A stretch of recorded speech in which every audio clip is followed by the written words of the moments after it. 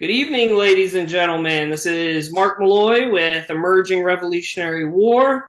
We are coming to you this weekend to talk with an old friend of Emerging Revolutionary War, Mike Cecere, who's been on here a few times, talk about all sorts of historical topics. We have a special presentation tonight where we're going to be talking about a project that him and his daughter, Jennifer, have been working on a historical fiction a book series that they've been working on.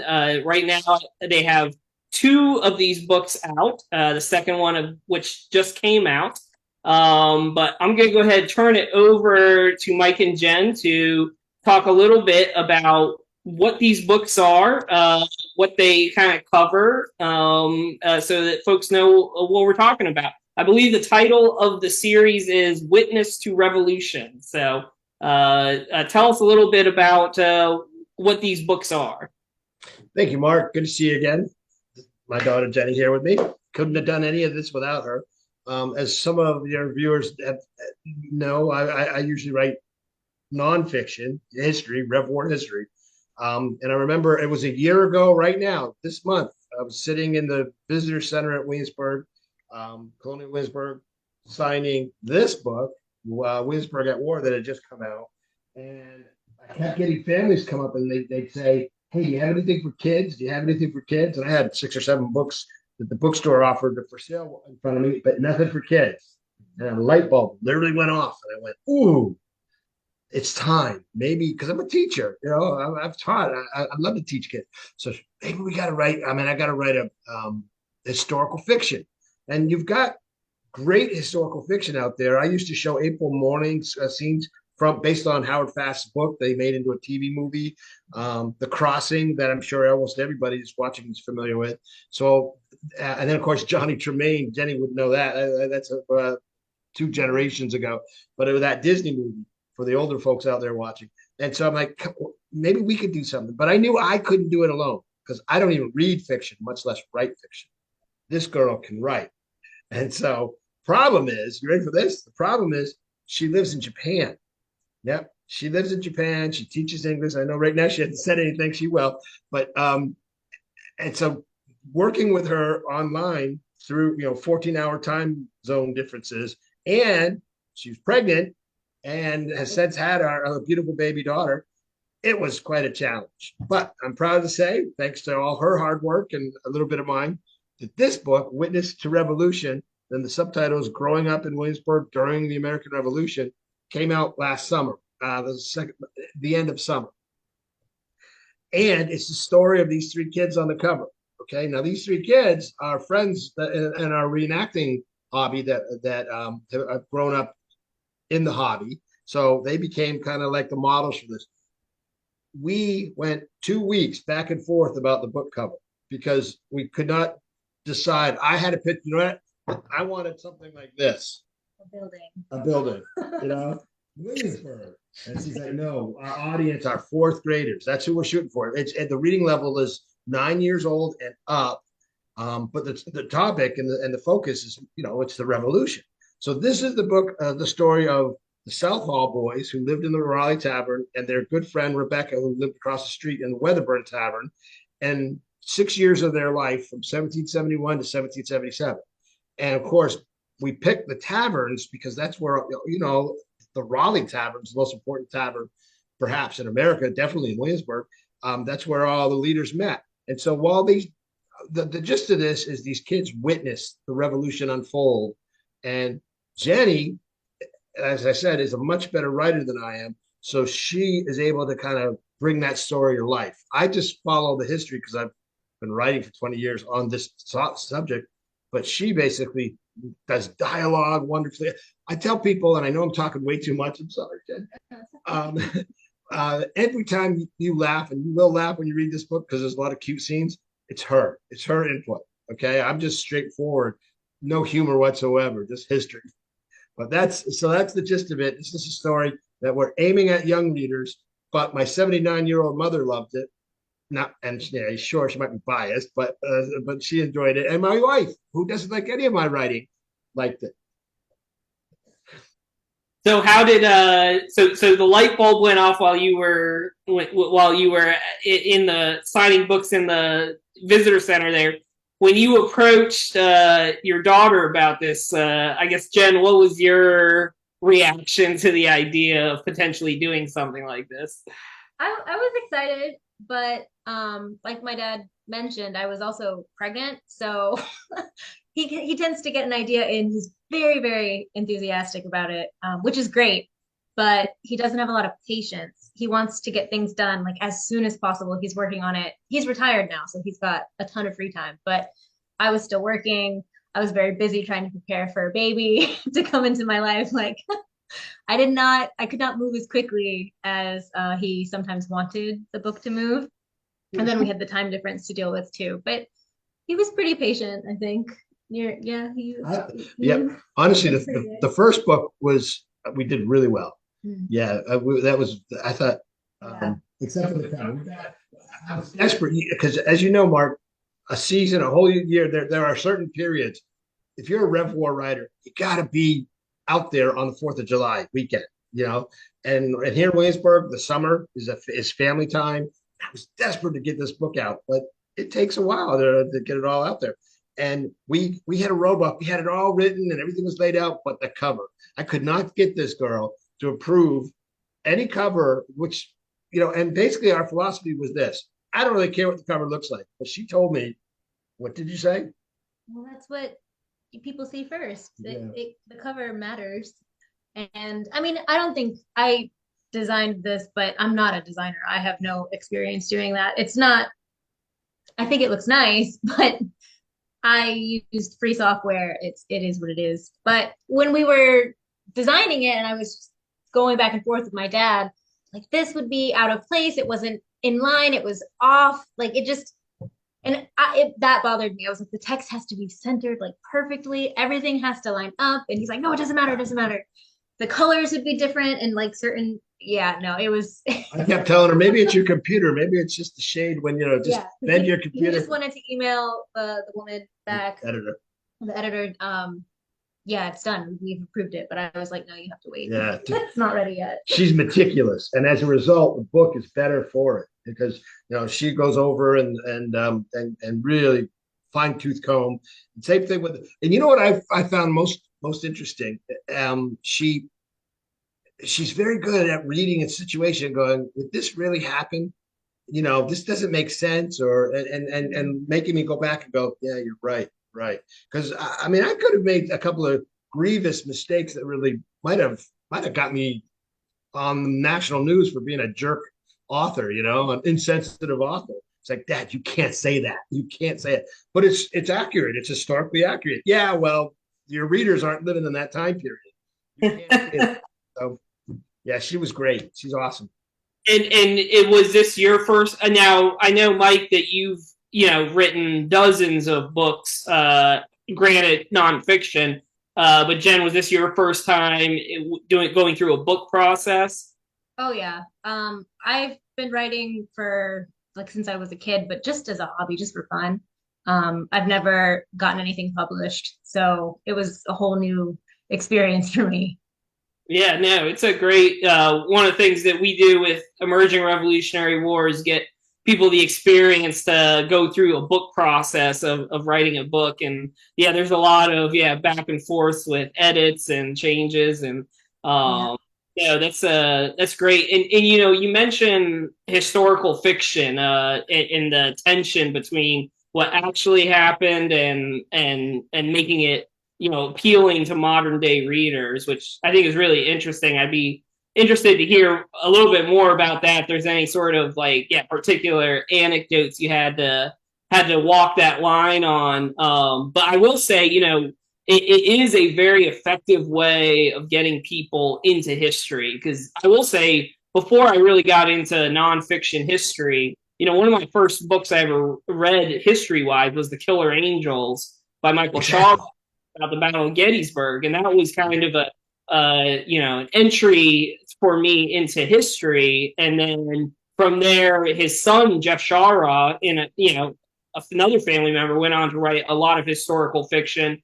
And one of the things I found amazing is I would find the story so compelling, but what gave me great respect for the Shaw Raws, both Michael and his son Jeff, is I would go back and I'd look up the historical documents, and I would find that like they were very close to exactly how he kind of laid them out, and I was like, wow, this is such an interesting story, and the fiction aspect drew me in, but then I found that these are real stories, and so And yeah, how that's do you process of finding the line between the actual history and making it appealing to readers? right. And we were determined. I mean, we were determined to be accurate as possible. I mean, to the point that the boys' names are Southall, and Southall's James Southall owned the Raleigh Tavern during this time period. And the Anderson family did run the Weatherburn Tavern. They were renting it. Now, was there a Rebecca? But the James and John, I looked it up. Their names, the James Southall, the father, had two sons named James and John. I even would go over to Williamsburg and I looked up the names of the enslaved people there and tried to use the same names. So yeah, we almost everything aside from the conversations, and this is where it was Jenny and I, butted heads a little bit, but I usually won these battles.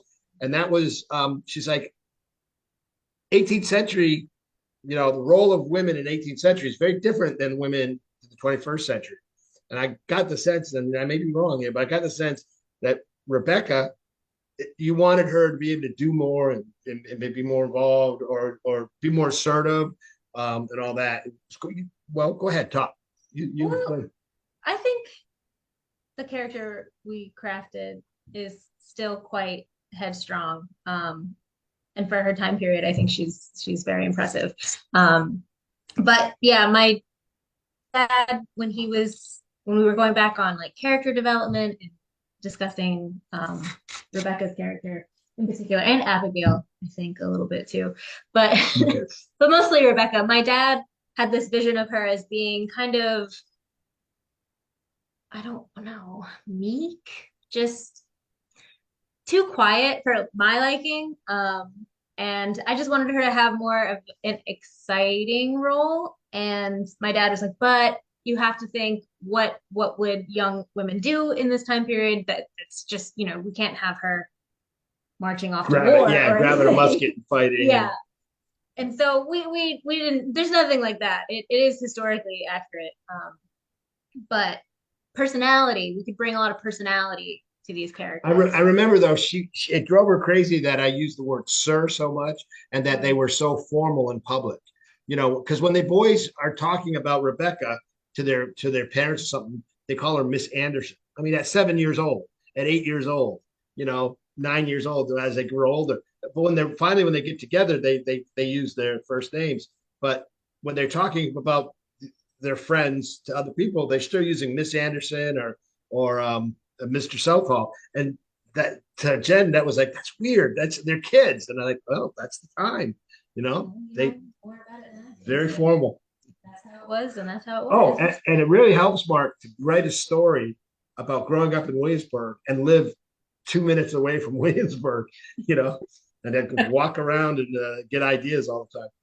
Yeah, so the characters, I mean, it sounds like they're based on real people, or are they fictional characters in the book?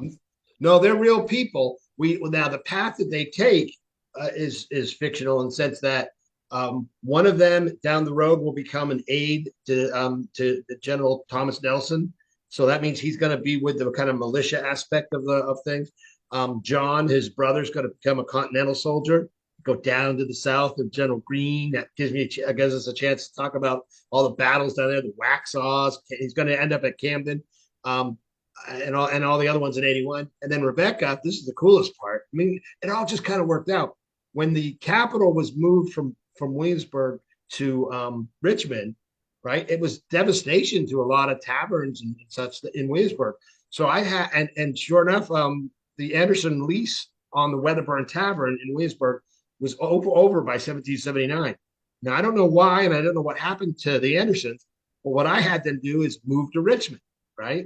So move them to Richmond by 1780 when the capital moves there. Guess who who they get to meet just a few months later. Benedict Arnold, when Arnold comes. So, I put Rebecca in a big confrontation with Benedict Arnold, a realistic confrontation, But yeah, so it all worked out well. You try to tell the story of what happened, and you're trying to do it in an entertaining way, but gotta be accurate. Gotta be as authentic as possible. Yeah, no, that's got to be difficult. And like you, Mike, my wife reads more fiction. I almost read exclusively nonfiction. So I'm always reading and checking footnotes to see where information's coming from and all that kind of stuff. So this is, but your audience is really for, I guess, what is the audience for these books? What age range, I guess, would be interested in kind of reading these books that might really benefit from them? You want to answer? Younger, like elementary. Yeah. We wrote it for with fourth graders in mind, fourth graders in Virginia, because that's when they teach Virginia studies. So we made it accessible to them in terms of the reading level. If you look at the font, I mean, I had a friend across the street, a teacher who said, "Hey, don't forget the space. Don't forget to do a 1.5 space instead of a single space. Like most of my books are all single spaced, and I make the font just a little bit bigger. But of course, it was your choice of words and sentence structure. You got to make it so it's readable to a 9-year-old or above."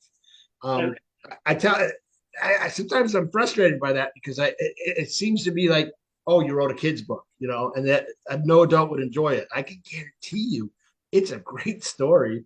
And I think I know the adults that I know in my own unit, my 7th Virginia and all that, who have read the book, my family, they've all found it very, very entertaining and of course informative and all that. So yeah, I couldn't be prouder of it. It's people ask me when I'm over there signing books, what's my favorite book? And I always say, ta-da, that one right there, because it was fun. Oh, Mark, I got to tell you, it was so much fun to write.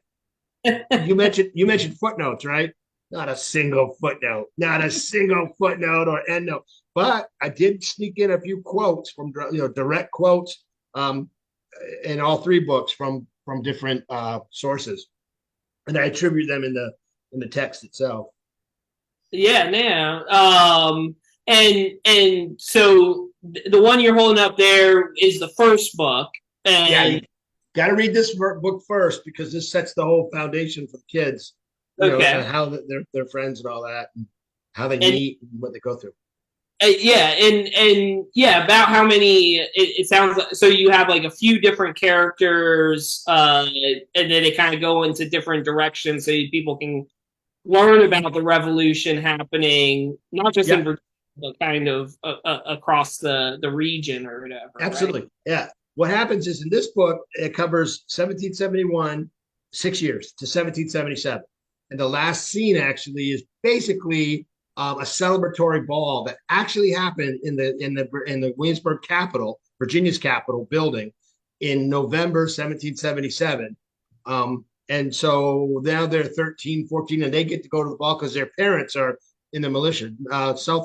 James Southall and Robert Anderson were both in the militia as officers. So the kids attend their first dance. But that's also the part of it. We get to talk about their dance lessons. We get to talk about what it's like to be a kid, as well as all the politics. But I have that. We have them. I keep saying but couldn't do it.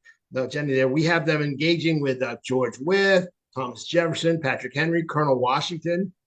I know I'm talking too much, but there is a great scene that early in the book where John, the more rambunctious of the 2 brothers, would go into the tavern rooms when the guests were there and basically help himself to somebody's plate.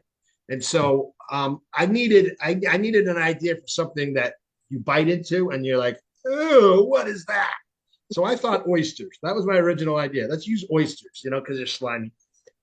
I went over to the Palace Kitchen in Williamsburg and I asked them, what would be a really neat food that you've never tried, but you hear it and you expect something and then you bite into it and it's totally different. And they immediately told me sweetbread. And I went, sweetbread? That sounds good, right? What are you thinking of? You thinking of like sugar pretzel, whatever, sweet bread, right? They said, yeah, it's the, you know what it is, Mark? It's the thymus gland of like a calf or a cow or something. I'm like, what? Yeah. I said, that's what we're going to have him try. He's going to, and I incorporate Colonel Washington. He's the one that actually offers it to him, and to the great, pleasure of all who sees John's expression after he bites into it, thinking it's going to be bread and sweet, and instead it's like a gland. But that's Williamsburg's influence. That's the other thing we tell kids all the time. If you read this book, you can walk in their footsteps in Williamsburg. You can go into the Raleigh Tavern, take a tour where they live. You can go to the Anderson Tavern and just sit on the front porch and take a picture right where Rebecca was. So, no, I remember going there as a young person, and yeah, you go down. They have the militia drills for the kids, and you got to do the stockades, and you got to see all these things. But this book sounds like this is a great way for kids to be able to, envision people their age in that space at that time, which is great if they can pick it up, read it, and then go to the actual spot. I mean, that's what we try to do. Being at battlefields on anniversaries and that kind of stuff is what we're passionate about, because there's a power there of being in the place where history actually happened, and being able to read one of these books and kind of get that story, and then go to that place is really cool. So the place factors in. You describe what Williamsburg was like at that time. Yeah, that's great. And in fact, in that, remember that dance scene I mentioned earlier?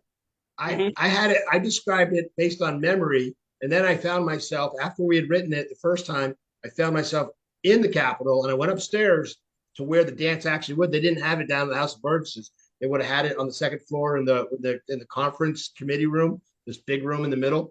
And I went up there and I was like, oh, I didn't describe this at all right. So I had to go back and re-describe, the setting of that. Same thing with the Wythe House. When there's a big scene in the Wythe House, but I actually visited the Wythe House first and took all kinds of notes, got it all laid out, and then, so yeah, we tried to get it spot on. That's awesome. I can always tell reading nonfiction history books if the author has been in the place, oftentimes. So that adds a level of authenticity for sure when you're reading it. Now, Jen, was this as far as all of this history trying to factor in, how much of this were you discovering new history, or were these stories you had heard from your father a bazillion times already, or you knew all these stories?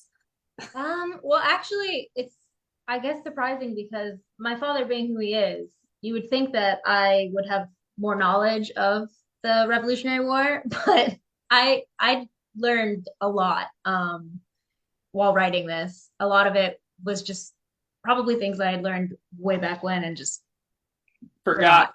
Yeah, but it was really eye-opening, and it definitely made me I don't know what the right word is. I think it made you appreciate today. Yeah, it did. Really, they would do that. Yeah, there were some, but you know what?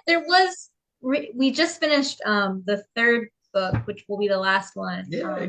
The first draft. We finished the first draft, and that one focuses on the last.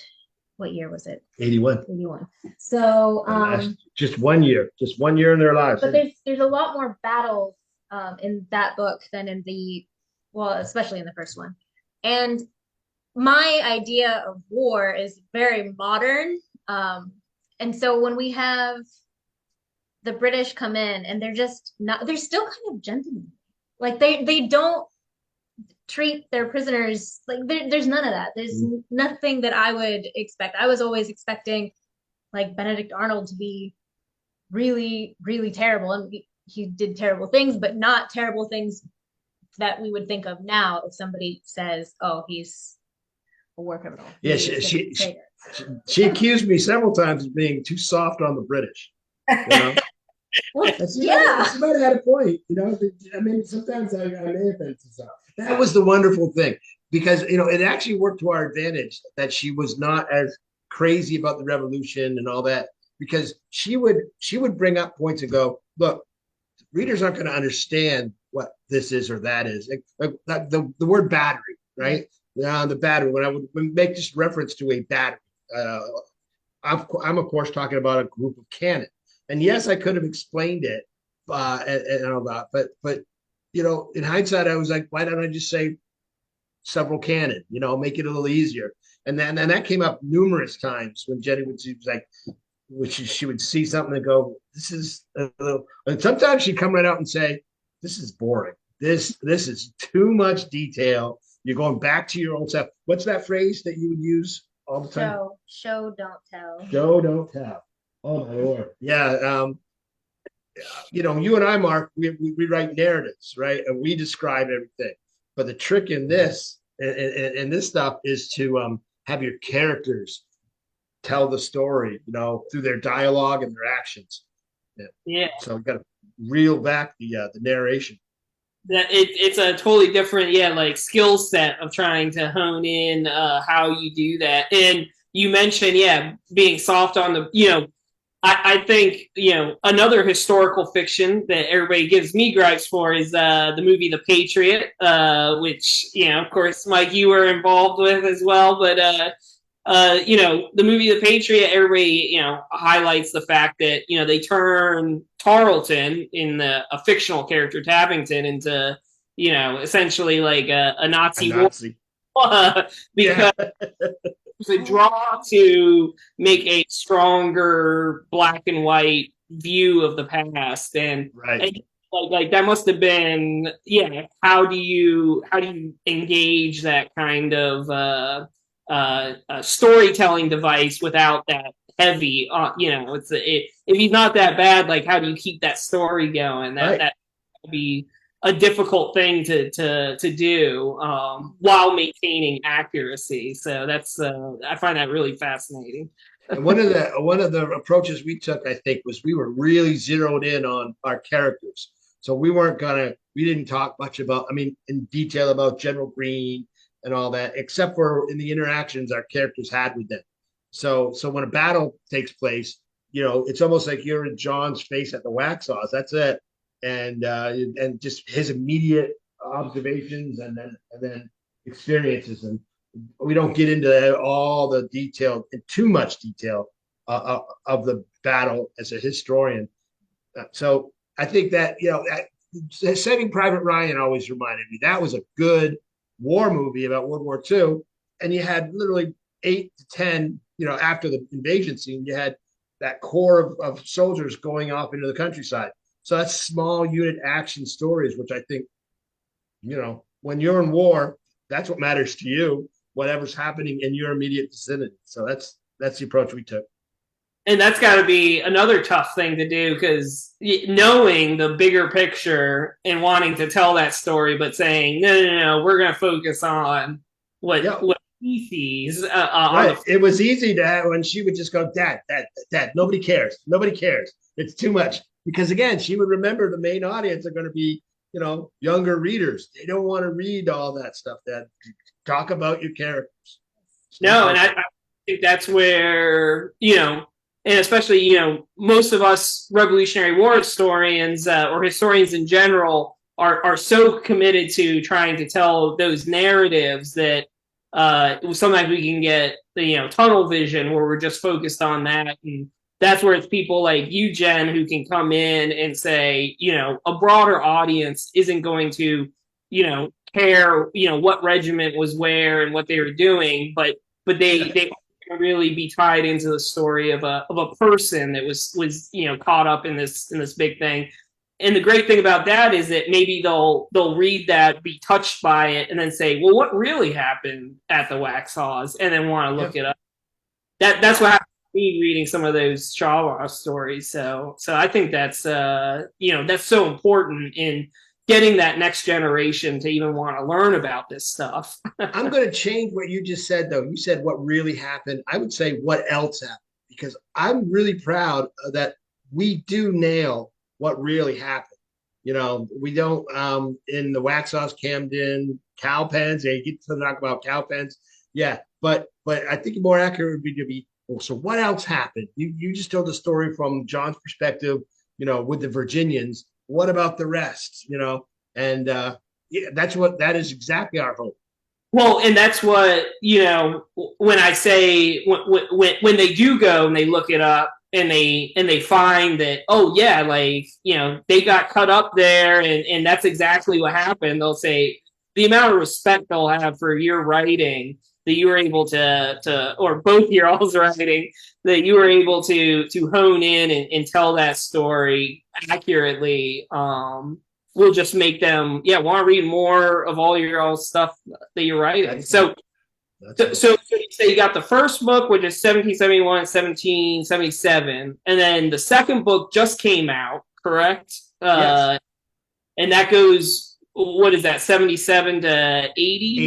Yep, 1770, 80. And you've got the backdrop, the cover right behind you there. That's from Bryant White, our friend Bryant White, the artist. So he gave us permission to use that image, and Jen picked that image out. Again, she rejected my first image, Witness to War. I can't even remember what it was going to be, but it was going to be a different painting. It's going to be a different painting of theirs. Yeah, she wanted a cannon. Yeah. And so Witness to War, then now the kids are older, they go 15, 16, 17. And once they hit 16, two boys are eligible for service. So they both enter the militia, and James ends up going off to the Continentals. Rebecca tries to talk him out of it because Continentals are just more dangerous. In 1780, and all about Charleston and all that. And so he doesn't get stuck in Charleston. I put him with we put him with Colonel Buford's regiment, right? And that leads to the Waxhaws, and then it's just. Well, it's just neat because then we talk about, he's one of the few that actually escape, and then he recovers. Then we introduce a new character from Hillsborough, where they recovered. The Army went there a lot. So yeah, this one is much more war oriented for the boys. Oh, actually, John, James he's in the militia, and there's just not much going on in that time period. There's one raid, I think, that affects him. And then, of course, Rebecca ends up moving to Richmond and all that. And that sets the stage for the third one that, as Jenny said, just finished the draft yesterday, in fact. And so we're going through and editing it now. And hopefully that'll be out by the beginning of the summer. And that'll be Witness to Victory.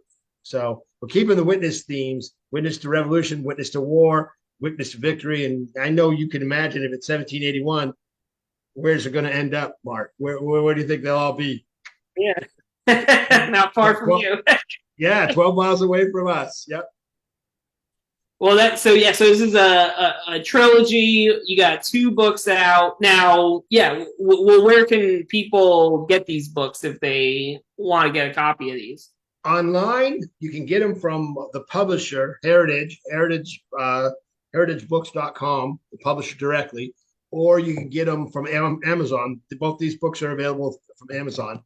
The Colonial Williamsburg Visitor Center gift shop, it's called Revolutions, has a lot of copies, and I'm there often signing them. And I think the Army Museum in Yorktown has them now. So it's getting out there. And now, of course, I met a teacher from Knoxville, Tennessee. She had a whole bunch of students with her, and I got her. She bought 2 copies because that's the ultimate goal. Let's get teachers to read these books, and then once they see them, they'll go, "Wow, my kid can learn. Kids can learn a lot from this, and it's well written." Thanks to Jen. Bam! Then off to the races we go. No, teaching everybody about the revolution just in time for the 250th anniversaries.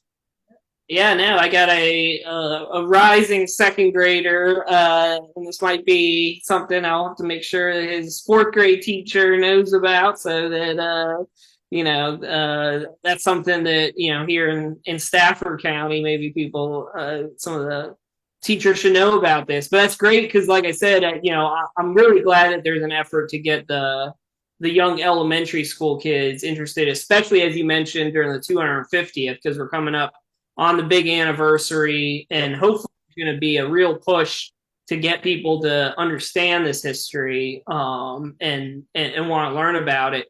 And I think this sounds like a great way for young people to kind of get an entry into understanding what it was like, and especially like you said, as a young person growing up through it. Now, what you were just describing, I say it's almost like the Harry Potter books, because I guess those start where you follow Harry Potter, where he gets older and older, and it gets a little darker and darker and more grown up too, because Yeah. uh, but that's something that I know kids really relate to because they almost grow up with him through those books. So I think that's kind of you guys got this book series that kids are going to be able to follow along with. Yeah, and it's I'm a little as we got into the third book, I didn't worry so much. I didn't do as good of a job checking the analyzer of like the reading level. So, we're going to go through it now. We're going to make sure, is that the best word to use, or can we use a word that's more accessible to younger readers still? Sitting with the sentence structures, chop them up if you have to. But I can tell you that in terms of like experiences that everybody goes through. We're not super graphic in the war scenes. We're definitely not, explicit in relationships or anything like that. There's no steam coming out of any of these books. It's all about, it's written for younger audiences. The Harlequin romances. That's where you go for that stuff, I guess. I don't know. There's no sort of here. Yeah, and well, can you also talk a little bit about just I mean, I think this is great too that a father and daughter collaborating on a book is a really neat idea. And you talked a little bit about the process. That obviously, if you're in Japan, there's time difference and all that kind of stuff. But is it an enjoyable process, and is it something that after this trilogy is do you all have plans to collaborate further in the future? Um, yeah, it's been a really overwhelmingly positive, fun experience. I can be a pretty harsh critic, and he's my dad, so I feel like I don't have to be. I don't really have to watch my words with him. She holds no punches back. Yeah. But it's been really enjoyable. But I don't know if what I normally write in my free time is anything my dad would be interested in writing. Yeah. I like fantasy. Let me put it this way. I need her to write these books. She doesn't need me to write her books. And she was talking about the idea, and that was precisely one of the goals. And my main goal was to use her expertise to create good books, good historical fiction. But deep down, I knew this girl could write and should be writing. So I was hoping that this might prime the pump and get her to write some of the stuff that's in here. And I think it has, and so who knows what's to come, but whatever it'll be outstanding. Yeah, that's great. Yeah, and like I said, it's something that I think it's just great for to write as a family, and then especially a family friendly book that hopefully gets people interested in the history. Any other final thoughts about the book series, or things you hope people walk away with after they read the books that you hope they take with them? I tell everybody that I meet that you will learn about what caused the revolution and what it was like to be in the Revolutionary War and how the Revolutionary War affected people here in Virginia. I tell them that you will learn that without even really realizing that you're learning that, because you're going to be vested in, hopefully you'll be vested in the characters. And I also always say this, and I may have already said this once, every time you laugh when you read one of these books, because of this girl right here and her ability, not me. She knows how to coin a phrase and describe scenes and all that. It was, I enjoy writing fiction. but then I give it to her, and mine is like a, it's think of a carving where you've got this like stick figure carved out of granite. She polishes it up, puts the muscles on, makes it look all good and all that. So it's pretty great. You can recognize those strengths and weaknesses, because that's, I totally agree. Like, I feel much more, my writing's much more analytical and yeah, trying to get certain things across. And like you said, I've never tried to get humor across through the printed word, and I think that's a skill that many historians don't have. So I think that's great that you can that Jen has that talent that can bring that to a book, especially aimed for young kids that are looking for that kind of emotion. So that's awesome. Yeah. Any other final thoughts, Jen, on the whole experience or in the books, and anything you want people to come away with? Speaking as somebody who enjoys history but isn't super in love with history, what I think and what I hope young readers will take from this series is it teaches you about the revolution, but almost, I don't want to say as like it's in the background, because it's not. It definitely is the main part of the story. It is the story, but it doesn't come off as like educational in a bad way. I don't know how to in say a footnoted way. Yeah, maybe like that. All the nonfiction stuff we write. What I hope is that kids will read it and they'll just really care about the characters, and they want to know what's going to happen to them and what's going to happen in their life, and they learn about the revolution as they follow the characters along as they grow up and what they experience. So, and then kind of when they finish, they're like, oh, now I have so much like. Let's go to Williamsburg. Let's go to Williamsburg and visit. Exactly. Everything I've seen from, and even in nonfiction, usually it is, and it's something that historians usually blow past, but it's that connection to the people that is so important, and that people have that immediate connection with. Yep. And any great movie, book, story, that's kind of the central thing. And so I think that's great that you recognize that, and that comes through in your books, because I know for Mike and me, our love is the history, and we want to get that across. But the way you do that is through telling compelling stories about people, and people that you can relate to, especially young people. So I think that's she does a good job. That's awesome. And as a Revolutionary War historian, thank you for helping tell this story, and thank you for collaborating to do this. And I think it'll be great. As a father with 2 young kids, they will definitely get copies of it, so we'll definitely have to bring them up in it. And I'm excited to see them have this at their disposal, that they could be able to read and hopefully get excited about this time period. That's good. And after they read the book, bring them down to Williamsburg, and I'll give them a tour. Jenny will be back in Japan, that she's visiting now for a bit, but I'll give them a personal tour of the different sites.